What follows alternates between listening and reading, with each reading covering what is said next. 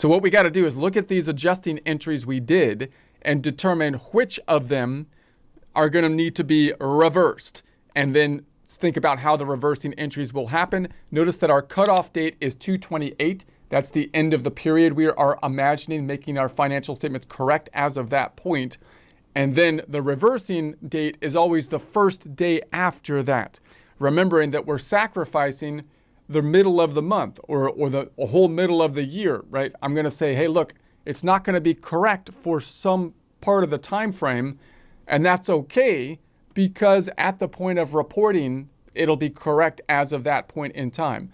And by doing this, we'll be able to identify where the adjusting entries and reversing entries are because all the adjusting entries are on the same day and should be identified as a journal entry form if they're in software rather than an invoice or bill and so on.